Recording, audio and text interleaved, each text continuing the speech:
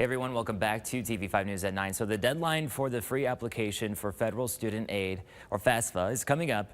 Students still have time to fill it out to see if they qualify for that help. So joining us this morning just to tell us a little bit more, guide us through the process, FAFSA expert Jack Wallace from the Student Loan Refinance Company, Why Refi. So thank you, Jack, for being here. How are you this morning? Fabulous and nice to be with you, Blake, and your viewers. We appreciate it. So the Department of Education launched a newly redesigned FAFSA. Some are saying it's a little complicated. Why do you think that is? It's not really complicated. Their task was to make it simpler. What they've done is they made the process more stressful this year because the rollout has been an unmitigated disaster. Actually, we've gone from 108 questions down to 36. So there's less questions to fill out and takes less time. But because of all the technical problems they've had, it's made it very stressful for parents and guardians and high school class of 2024, as well as those that have been enrolled in college for the last couple of years. Yeah, so what changes really would someone notice the most? Well, other than the reduction in questions, one of the big changes this year is that if you are a dependent student and you need the guardian or your parent who provides the majority of your financial assistance for daily living to fill out the FAFSA. That used to be optional in the past, and so that's a big issue this year.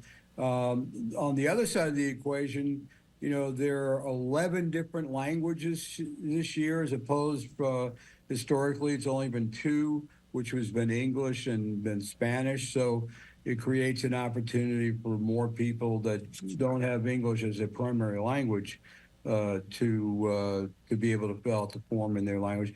The other thing, which is a negative, is that like when my kids went to college, I had 3 in college at the same time, and we got some benefits and some extra credit and extra money for having more than 1 kid in college at the time. But now, this year, that's not the case. It doesn't matter whether you have 1 or you have 3, you're going to get the same amount of money. So those are some of and the other thing is the IRS. You can click a button and the IRS will provide all of your financial data to the Department of Education in order to make the determination on FAFSA, which then goes to the school, which has also been a problem, and then the school will give you your reward letter.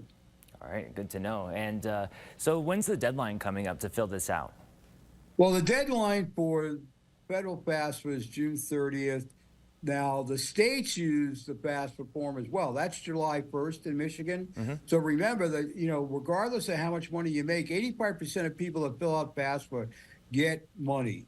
And so what you want to do is realize that grants, scholarships, and federal student loans are the jurisdiction of the Department of Education. But the state of Michigan and the college or university that you maybe want to attend or are attending also use the FAFSA form to make their determination on additional aid.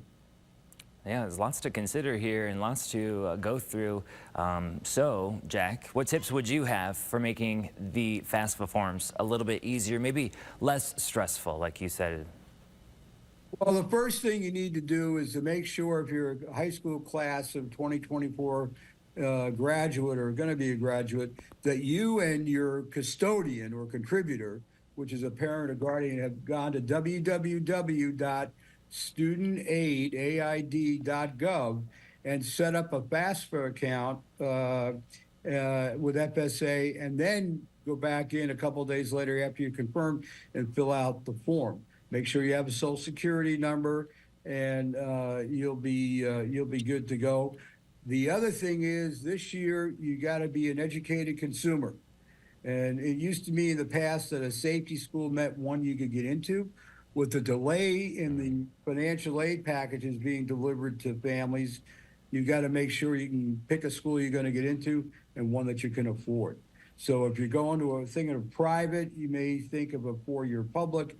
If you're thinking 4-year public, you may think of community college in order to be able to afford that tuition bill this year, and then maybe transfer next year. All right, Jack, this is perfect. Thanks for running us through this and calling in this morning. Blake, always a nice to be with you. Yeah, of course. We appreciate it. And for those of you at home, more information can be found in the hot links section on our website at WNEM.com.